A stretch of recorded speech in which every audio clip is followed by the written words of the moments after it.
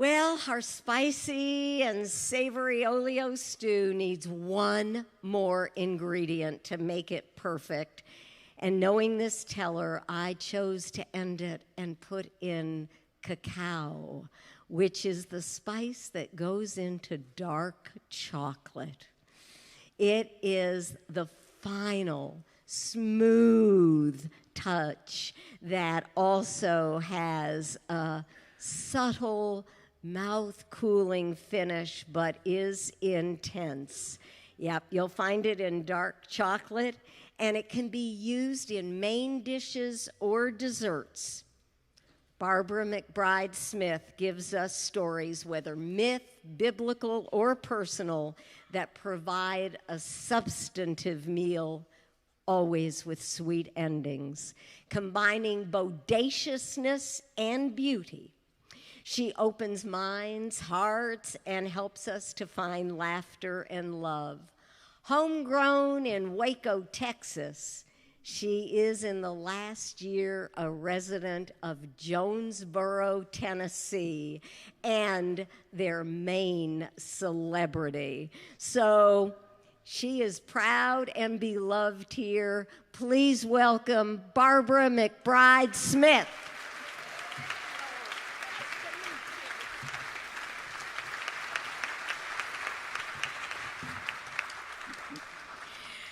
Cacao. I thought she called me a cow.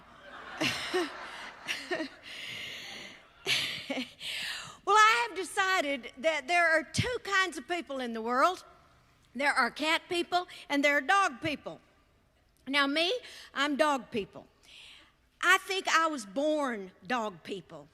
The first pet that I ever got as a little kid was this mongrel dog that just wandered up to our house. And I asked my daddy if we could keep him, and my daddy said, yeah, if he doesn't cost us anything. Well, lucky for me, that dog loved to eat table scraps. He never got sick. He was the healthiest dog we ever had. I named him Spot. He was a brown dog. He didn't have any spots anywhere on his body. But I had learned to read in first grade with Dick and Jane. They had a dog named Spot, so that was the best dog name that I knew. Spot lived with us for the last 8 years of his life. Now, I know some of you out there are not particularly enjoying this story about a dog because you're feline people. You're cat people. I get that. I don't have anything against cat people. Some of my best friends are cat people. I just wouldn't want my son to marry one.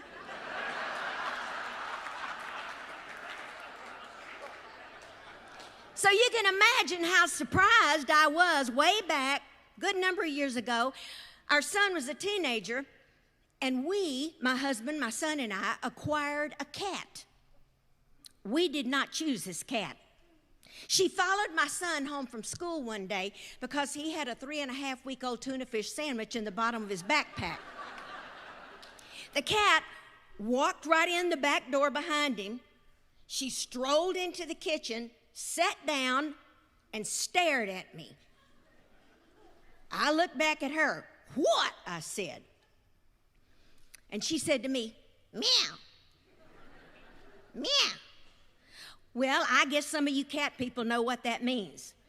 Something like food, feed me, I don't know. But she said it with a smirk on her face. Well, I got out a can of tuna and I put it down and opened it up, and she licked every morsel of fish out of that can. And then she stood back up tall and looked at me again, and I thought, this cat has some kind of cultural memory. You know, back thousands of years ago when people in Egypt thought cats were gods, she still thinks she is one.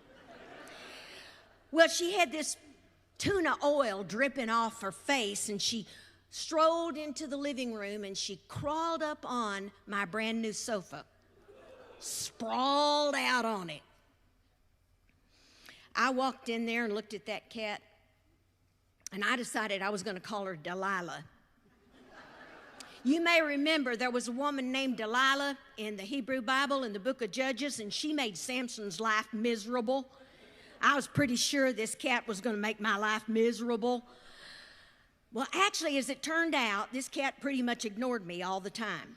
She had no use for me whatsoever. The feeling was mutual. Now, there were 2 times when she did pay attention to me, and that's when, well, one, when she was hungry.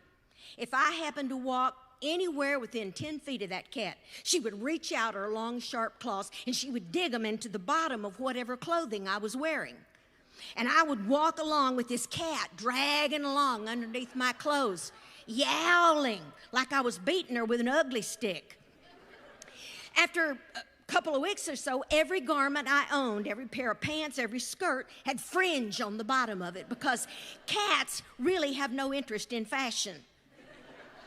The only other time this cat noticed me is when I was sitting at my desk doing some kind of a mundane chore, some tedious task. And, you know, to kind of get through whatever I had to do, I would put a record on the record player. This was the early 90s, and yes, we still had record players. We were trying to expand our son's vocabulary. And so I'd play a record, and sometimes I loved Janis Joplin, so I'd put a record on, I'd be working, I'd be singing along. Oh, Lord, won't you buy me a Mercedes-Benz? My friends all drive Porsches. I must make amends. That cat would jump up into my lap, and she would take one of her paws and put it right over my mouth.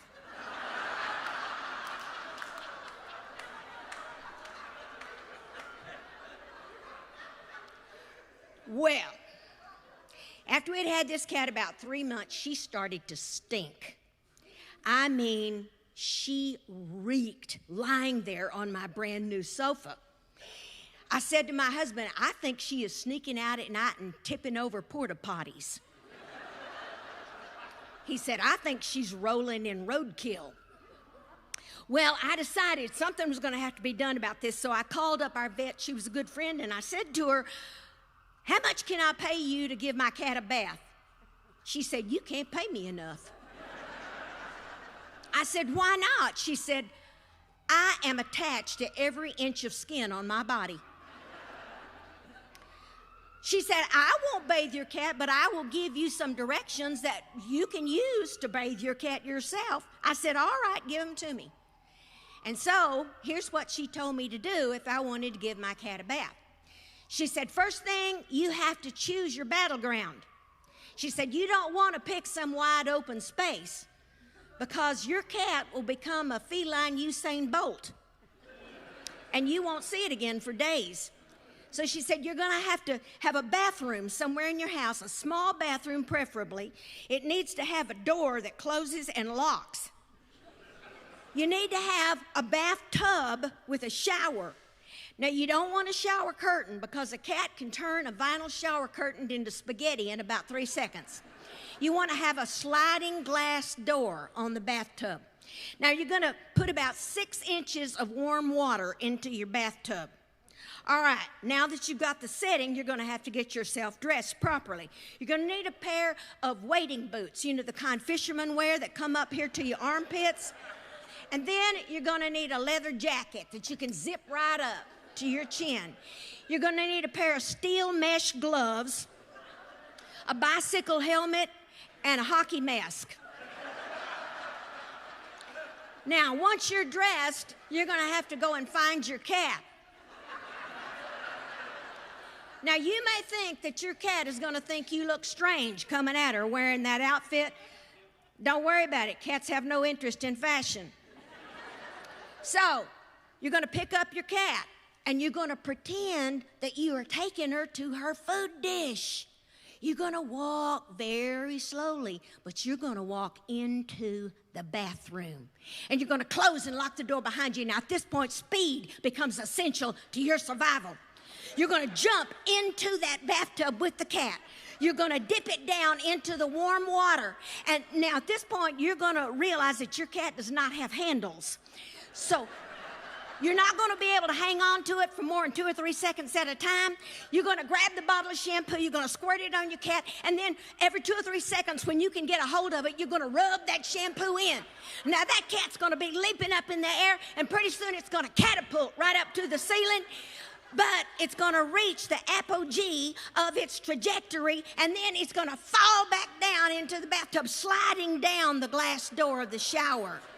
But that's a good thing because it's going to go right into that warm water and rinse itself off, saving you the trouble. Now, you are not going to go for a second sudsing. That is way beyond the call of duty. Now it's going to be time to dry the cat off. It's going to be hard to do because your cat is going to be semi-permanently attached to one of your legs. So what you're going to do is you're going to pick up the shampoo bottle as if you're going to lather the cat up another time, and suddenly the cat will be hanging from your bicycle helmet. Now, this is a good thing because then you'll be able to wrap a towel up there around the bicycle helmet.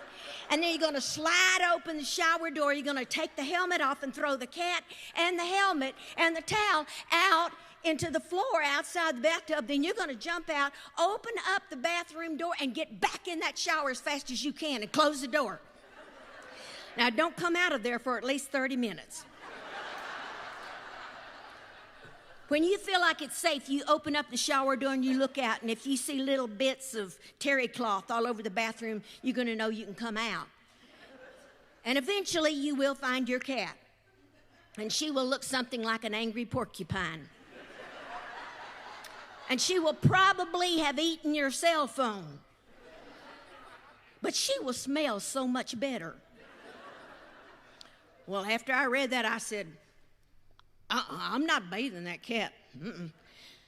I just went out and bought her a lavender-scented flea collar and buckled it around her neck. She showed me she ate it off her own neck. And then she deposited about a dozen purple hairballs on my sofa. Well, Delilah the cat lived with us for the 6 years that we remained in that house. And at the end of that 6 years, my son went off to college, and my husband and I got new jobs in another town, and so we moved about 80 miles away. Well, the day the moving truck came to pack us up, we couldn't find Delilah. She was nowhere in the house, in the yard. We looked everywhere. Finally, I went around to the neighbors and I told them, we're going to have to leave her behind. If she shows up, give us a call. We'll come back and get her. 2 years went by. Nobody called. Hallelujah. Well, after those 2 years, I went back to that town where we had lived before. And I drove past the old house, and I saw the woman who was now the owner of the house out working in the flower beds. And so I stopped the car and I went up and told her who I was, and I asked about Delilah, and she said, oh, yes, she did show up, and we took her in. Sweetest cat.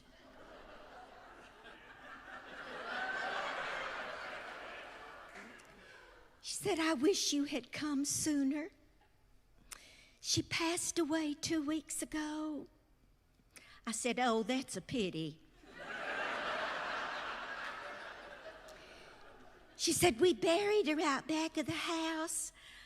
I know you'll want to have a few moments with her. Whoop-de-doo. I walked out into the backyard, and underneath that big oak tree, there was Delilah's grave. There was a little cross in the ground with a cat face painted on it. If that ain't sacrilegious, I don't know what is.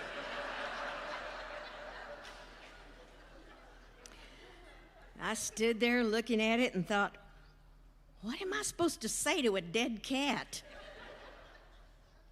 I'm sorry it didn't work out for us. We weren't meant for each other. I'm not a cat person, you're not a person cat. No.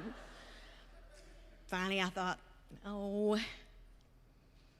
I guess I ought to just say a little prayer for her. Oh, Lord, won't you buy me